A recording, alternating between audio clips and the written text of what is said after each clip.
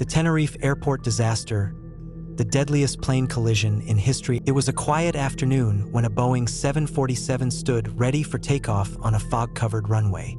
Inside the cockpit, the pilot pushed the throttle forward, headlights cut through the mist, and the giant aircraft began racing down the tarmac, gaining speed fast, inching closer to the critical point where there's no turning back. But then, out of the fog, a shadow emerged. Another Boeing 747, coming straight toward them on the same runway. In a matter of seconds, the unimaginable was about to happen. This is the story of how a series of small mistakes, confusion, and bad luck led to the deadliest aviation disaster in human history. A tragedy that changed how airplanes communicate forever. Welcome to the story of the Tenerife airport disaster. A day before the tragedy, March 26, 1977, Pan Am Flight 1736, a massive Boeing 747 jumbo jet, took off from Los Angeles. After a stop in New York to pick up more passengers, its final destination was the sunny city of Las Palmas, in Spain's Canary Islands, a paradise famous for beaches, warm weather, and ocean cruises. The flight was a chartered one, fully booked with mostly elderly tourists heading for a relaxing vacation aboard a cruise ship.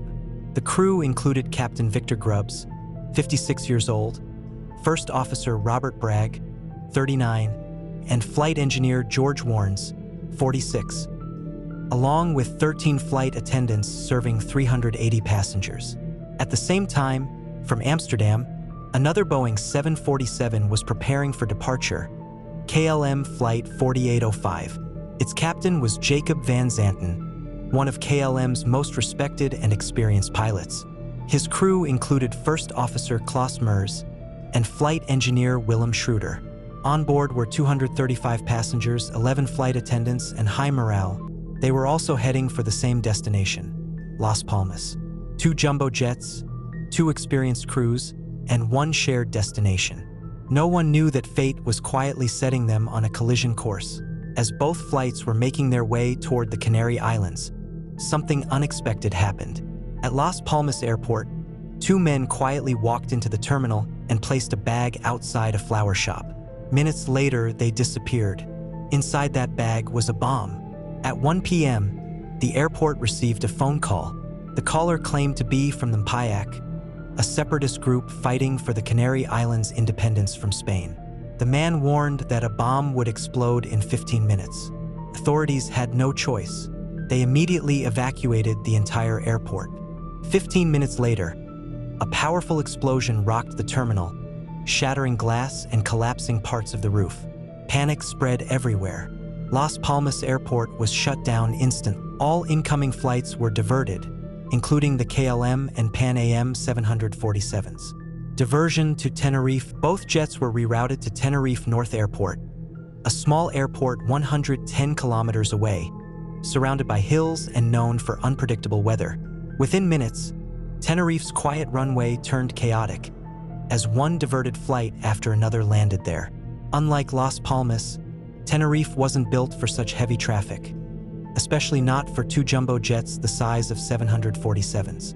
The airport had only 1 runway, 1 taxiway, and a tiny apron area.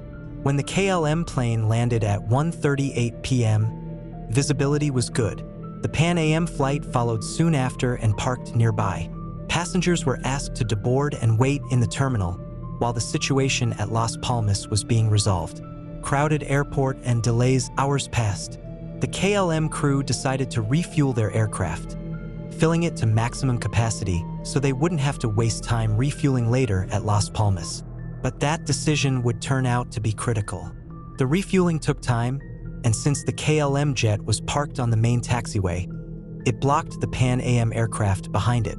The Pan Am flight couldn't move until the KLM finished refueling. By the time the fuel tanks were finally full, word came that Las Palmas Airport had reopened. Now both planes prepared for departure, but the traffic and tight space made everything complicated. Asterisk fog rolls in asterisk asterisk. As both jets got ready to taxi, a heavy fog began to settle over Tenerife's runway. Visibility dropped to just a few hundred meters. One moment the runway was clear, the next it vanished into a sea of white mist. The air traffic controller, the only one on duty, could no longer see either aircraft from the control tower. And the airport didn't have ground radar at that time. Every instruction had to be done by voice alone. Confusing instructions, asterisk, asterisk. The tower instructed KLM Flight 4805 to taxi down the runway to the far end, turn around, and wait for takeoff clearance. Then, Pan AM 1736 was told to follow behind the KLM jet on the same runway, but to exit the runway through the third exit, C3, so that KLM could take off safely. The fog thickened even more. The Pan AM pilots tried to spot exit C3, but missed it. The signs were poorly marked and hard to see through the mist. They passed exits C1 and C2 and kept moving, unknowingly still on the same runway as KLM. Meanwhile, at the far end, Captain Van Zanten of KLM thought everything was ready. He radioed the tower asking for takeoff clearance. The controller started giving him route instructions for after takeoff, but not the actual permission to take off yet. However, Van Zanten misheard it. He believed he'd just received clearance. He said, "We are at takeoff, or possibly we're taking off." The control tower, thinking he meant, "We're in position for takeoff," responded, "Okay." But seconds later, realizing the misunderstanding, the controller quickly added, "Stand by for takeoff. I will call you." At the same time, the Pan AM captain, still taxiing, radioed, "We're still on the runway," but both transmissions overlapped, creating a burst of radio static. The KLM crew heard only distorted noise. They never got the crucial message to wait. The collision asterisk asterisk. Believing they had clearance, Captain Van Zanten pushed the throttles forward. The KLM jet roared to life, accelerating down the foggy runway, straight toward the unseen Pan AM 747 still ahead. Inside the Pan AM cockpit, Captain Grubbs and his crew suddenly saw blinding lights emerging from the fog, heading directly for them. "Look at him! That son of a gun is coming!" shouted the first officer. Grubbs desperately tried to turn off the runway, pushing the throttles to the side. But there was no time. The KLM aircraft, now at full takeoff speed, tried to lift off early. Its nose lifted, but its landing gear still struck the Pan AM jet's upper deck, ripping off the top of the fuselage. A fireball exploded. The KLM plane crashed 150 meters down the runway and burst into flames, killing all 248 people on board instantly. The Pan AM jet broke apart, its front section destroyed, but some passengers in the rear managed to escape through holes in the fuselage.